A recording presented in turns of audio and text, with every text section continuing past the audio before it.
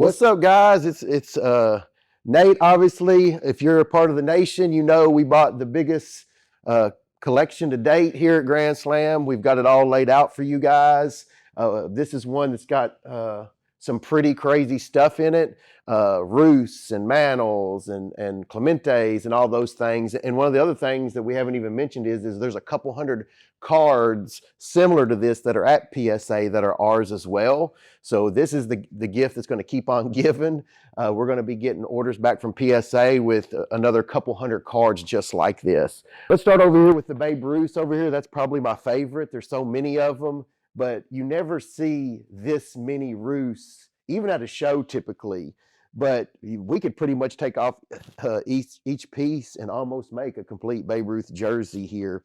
There's some really, really popular ones here in the hobby. The tool of the trade, it even has a little bit of a sliver of the second stripe right there, which is rare. That's one of the most desirable cards in the entire collection. I mean, as you can see, there's not really one that I'm just like, oh, this is my favorite. They're so insane. I love these. These remind me of college.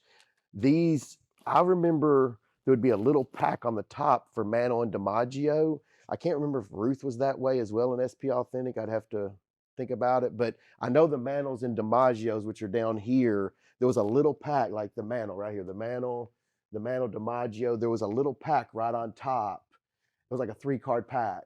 And I never pulled a jersey or an auto. And with these, you got to be careful because a lot of these, some of these are backdoored and they're not numbered. And when y'all hear me talk about something backdoored, it's a real Mantle and DiMaggio jersey. It's just an extra that Upper Deck had, and somebody went out the back door with it. So that's why you hear me say backdoored sometimes. In this era, there's a lot of that stuff. The patch is real or the jersey's real. It just wasn't pack pulled. That's the only difference. And you want to make sure you know the difference because it can cost you thousands of dollars if you're buying one that was backdoored rather than a pack pulled one.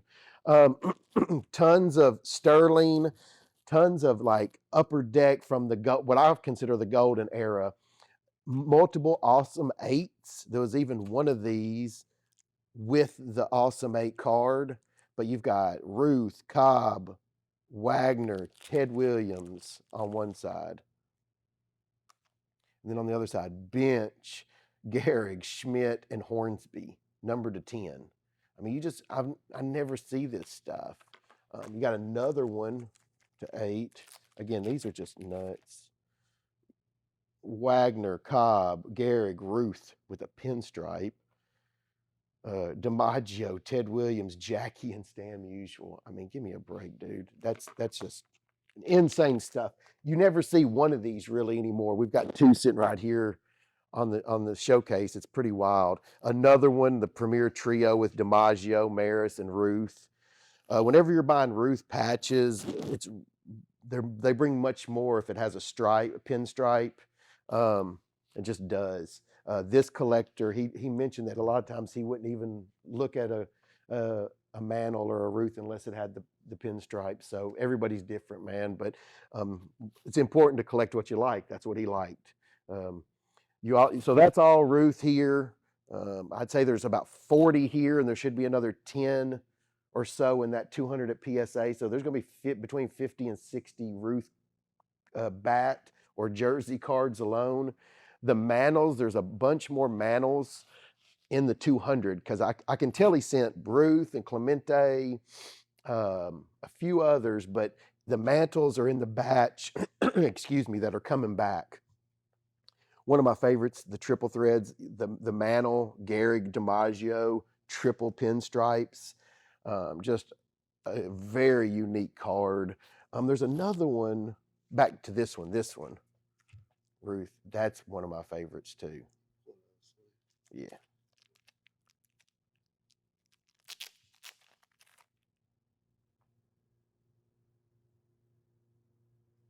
Good.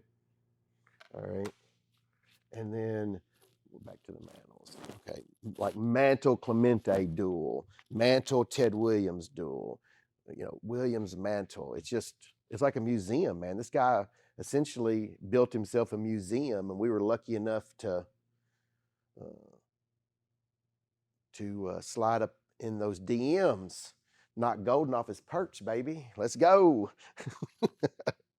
Here we go. Lou Gehrig. I mean, there's a lot of Gehrig. He's got quite a few Gehrigs. There's a bunch of Mantle vintage that's coming back in that order too. There's probably 10 or 12 Mantles that are sent in that are going to be that mid, 4, 5, 6 type stuff I saw on there. Jim Thorpe, this is one of my favorites in the entire run. It's the Jim Thorpe Prime Cuts to 50, but it's numbered to 50, but it's a PSA 10. I haven't checked to see if it's a pop one, but I bet it is. Did not check that day. The Ted Williams 101. I mean, that card is one of the nastiest cards I've ever owned. When you've got his jersey number inside the game used patch of a guy like Ted Williams, all the 101 Ted Williams that he had were just nuts, just really overwhelming. I'm finally coming down a little bit from it. But it's something that even when I look at it here, I'm like, golly. And it's the first collection in such a long time that, the majority of these cards I don't want to sell, like the majority. I've considered literally just packing it up, the whole deal, other than like we got some 85 Topps boxes. We got some 87 Don, not that, but like Cobb, Clemente, Ruth, Mantle, Koufax, Mays, Aaron, and just putting it away. Just literally taking every card and put it away. I just feel like this is better than any investment that I could put my money in cards. And even if it goes down, let's just say it goes down, I have an amazing collection of stuff that I enjoy. And I think that's really the biggest advantage you have in sports cards is buying things you enjoy. You go buy a share of Procter and Gamble and it goes down, you're just SOL. You buy a card that goes down, it goes down, but you've got something you can enjoy, And the good news is with the stock, hey, it can go back up, but so can the card. I've seen that a million times in the last 4 or 5 years. Cards are like a roller coaster right now. So sometimes you just got to ride and go, wee. So it's just the way it is. Honus Wagner, obviously, he has quite a few of those in here. Satchel Paige, Joe Jackson, Shoeless Joe Jackson. There's a Jackie Robinson. It must be down there. One of my favorites. I was thinking I'd passed it, but I haven't. You can just see that it's a no scrub zone. Like he didn't have a bunch of scrub jerseys. Like it's not like we have thousands of dollar cards, out of this deal. This was super clean deal where you just get the best of the best. And I mean, there were 3 or 4 monster boxes of nice stuff, but not a bunch of junk in it, and that's a blessing because space right now is a premium. It can get backed up on you. Clemente was probably his most diverse player. Him and Ruth, I'd say Ruth was 1, Clemente's 2. But if you look, it's super hard to find Clemente patches like this. And he's got we have a just wad of them. There's 5 or 10 just really disgusting Clementes, the Sterlings, even the Treasures. I normally don't like Treasures, but those patches I do like. Right there. All 4 of those. There's 1, 2. I mean, you can see it's just on and on and on. But it just keeps going with Clemente. Like the Clemente 9's a big card, a couple grand. 7's not quite as much, but when you get into the high grade of this stuff, you can forget about it, man. Like this Honus Wagner to 15 probably isn't that big of a card raw. I bet if I had to guess, I would say this card's less than 500 raw, probably $300-400. I mean, it's numbered to 15, so it may be, let's just say $300-400, $500. That card, you can just price it whatever you want, and somebody's, within reason going to buy that card. It's a PSA 10. I don't know if it's a pop one. I haven't checked any of these. But with that said, that makes that card way different than one of the other 14. People love the PSA 10s, man. He was a Shoeless Joe Jackson guy. He had 9 Shoeless Joe Jackson back cards. There's a couple of DiMaggios that are stuck in there that I liked. Um, Cobb's just unbelievable. Ton of Ty Cobb, the Georgia Peach. Um, the Jackie Robinsons were coming up on too. I don't mean to glaze over freaking Ty Cobb cuts or jerseys and stuff, bats, but there's a couple down here that I'm really excited about. The Jackie Robinsons. This one is one of my favorite cards. I really hate to sell it. I probably won't, but we were starting to price things, but that just seems low to me. Like that's a triple patch 101 Jackie Robinson, and I've got it marked $2,500. I mean, last night, dude, Caitlin Clark's bullshit flawless patch auto that's sold for $660,000. You could have that card, or you could have our entire deal plus 60,000. It's like, come on, man. Like at some point in time, you know, people forget, Justin Herbert, National Treasure, sold for 1.8 million. The guy's never won a playoff game, and it's now worth maybe a couple 100,000, and it's a couple 100,000 overpriced at that. My point being is this stuff is not going to be like that. If you look at this year over year over year, it's just a straight up, over the 10-year window, it's up. That's just the way it is. There's no risk so far. Now, that doesn't mean the future's, it's always going, it doesn't repeat itself always. But my thinking is, if you said, Nate, you can have the Caitlin Clark card, or you can have everything you got, the hundreds of cards coming back from PSA, and 60 grand, I would literally laugh in your face, man. It's just so ridiculously off that, I mean, I don't know what people are thinking with these big cards. Be careful with that new stuff. If I thought it was a great investment, I would tell you. I'm just trying to give you advice that will help you, and it's free. I've been wrong before. But if Caitlin Clark, and she's already starting to miss games, and she's already, I mean, all of a sudden they've started diving into pay us more money, do this, do that. And I'm thinking, golly, they hadn't even sat down in the car yet. You know what I'm saying? On the date, and they're wanting to go to Louis Vuitton, man. Like, hey, wait a minute, girl. Just because I said you look good doesn't mean I'm going to take you to Louis Vuitton on our first date.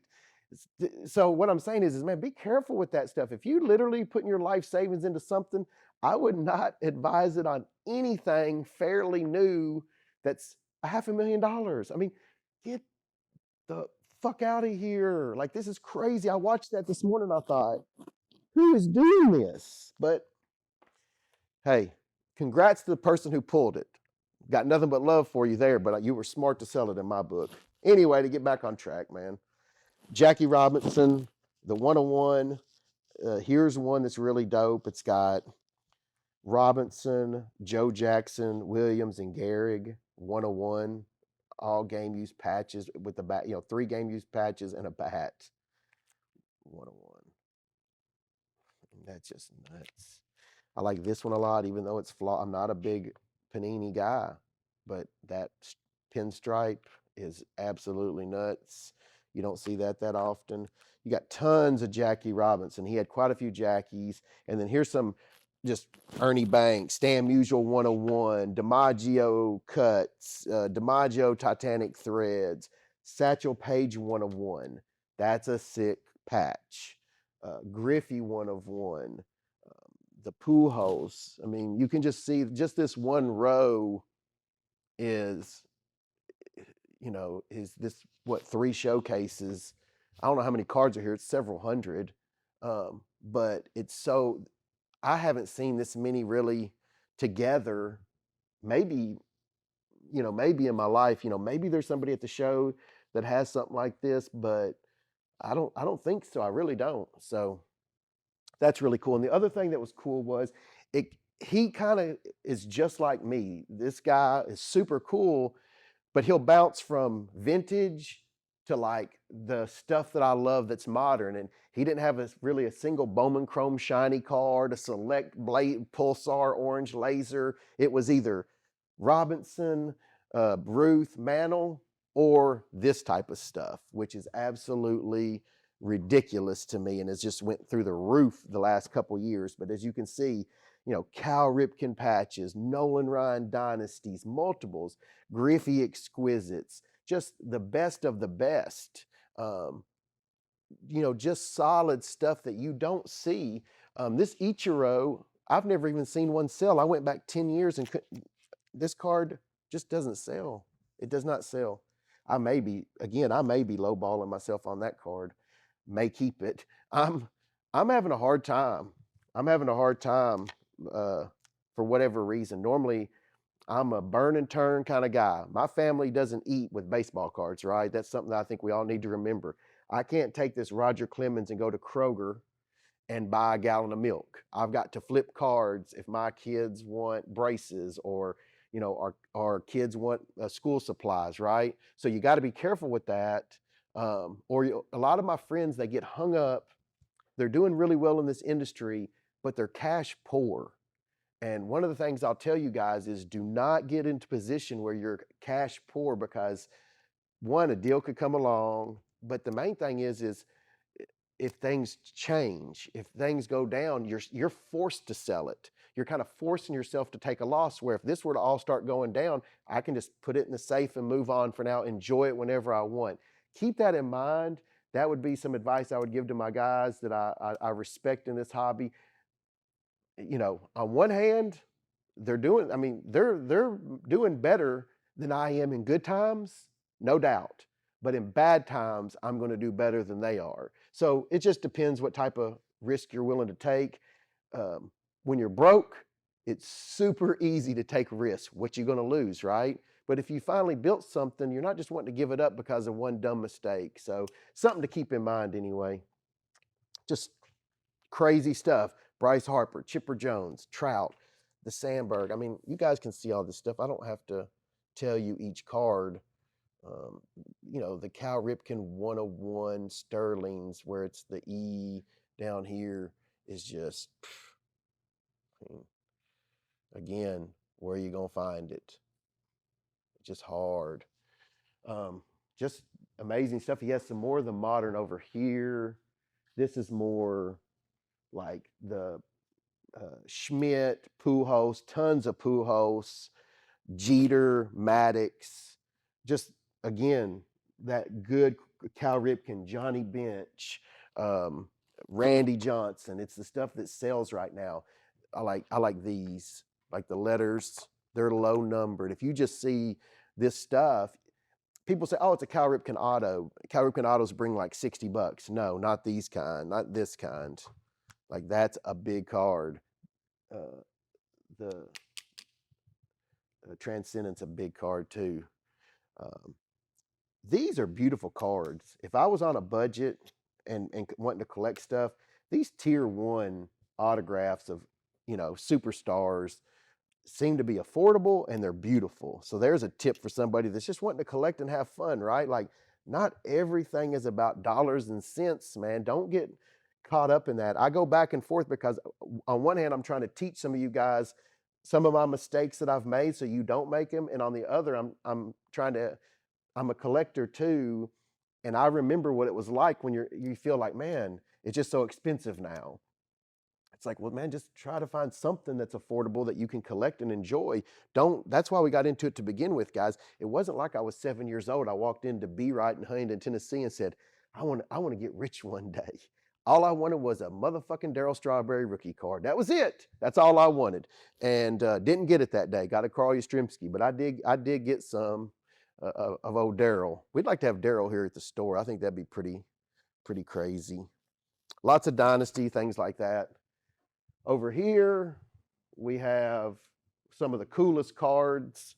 We have the cuts, some of the biggest cards in the deal.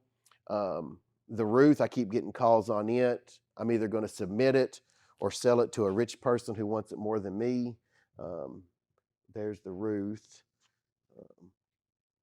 I offered the Clemente to a buddy yesterday. I don't think he's going to take it. He never got back with me. So that's maybe one that I keep. It's got Clemente, and then Wagner dual. You've got some of the craziest stuff. This one is so underrated. Honus Wagner 101 cut auto. I mean, just absolutely disgusting. Rogers Hornsby, his great grandson is a lawyer here in town. They'll literally I'll order them Hornsby cards sometimes for Christmas. They've bought a bat barrel before. I've bought them a bat barrel before. You've got Ty Cobb. I mean, give me a break. Ty Cobb. I mean, it just goes on and on. You've got, this is one that people, these are both cards that people have been asking me about. The Jackie Robinsons. You have the Branch Rickey Jackie Robinson dual cut, and then you have the Jackie Robinson, just an amazing, beautiful signature with a game used patch 101. People ask me sometimes why I put them in these. It's, we're traveling to the National, and if me and Sherry fly in, this say I get to carry 2 or 3 times as many cards.